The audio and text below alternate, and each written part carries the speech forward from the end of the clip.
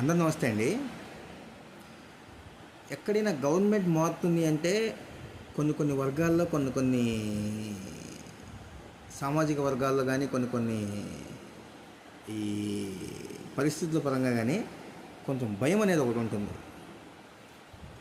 ఏ దేనిలో ఏ రూల్ మారుస్తారో, మళ్ళీ ఏ ఆఫీస్ చుట్టూ తిరగాల్సి వస్తుందో అనే భయం అయితే ఖచ్చితంగా ఉంటుంది. ఇప్పుడు అదే భయం మన ఏపీలో కూడా ఉంది. అంటే భయపడాల్సిన విషయం అయితే కాదు, కొంచెం తిరిగితే పని అయిపోతుంది. కాకపోతే ఎందుకు తిరగాలి అనేది నా ప్రశ్న. ఇప్పుడు క్యాస్ట్ సర్టిఫికేట్ ఉందండి, ఇన్కమ్ సర్టిఫికేట్ ఉందండి. క్యాస్ట్ ఇన్కమ్ మీద గత ప్రభుత్వంలో సీఎం గారి బొమ్మ ఉండేదండి. ఈ ప్రభుత్వం వచ్చాక దాని మీద లోగో మార్చిందండి.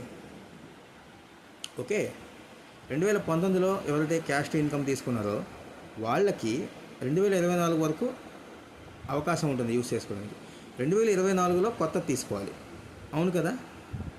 2024లో కొత్తది ఎవరైతే తీసుకుంటారో, సపోజ్ 2024 ఫిబ్రవరితో అయిపోయింది.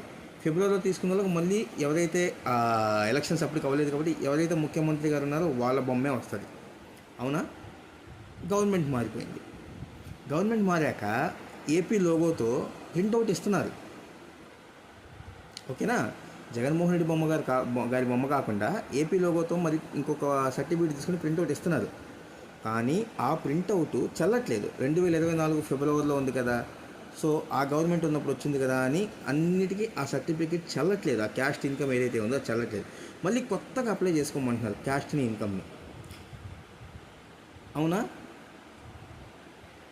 క్యాస్ట్కి ఎప్పుడైనా మనకి ఎక్స్పైరీ డేట్ ఉండదు, ఇన్కమ్కి ఉంటుంది. ఇన్కమ్ 5 years ఒకసారి మార్చుకోవాలి మనం, ఓకేనా.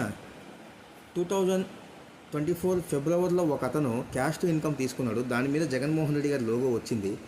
ఆ లోగో వచ్చినప్పుడు 2024 మే నెల ఎలక్షన్ జరిగింది, జూన్లో గవర్నమెంట్ వచ్చింది. ఆ తర్వాత నుంచి ఆ లోగో తీసేసి ఏపీ లోగో పెట్టారు, జగన్మోహన్ రెడ్డి గారి లోగో తీసేసి.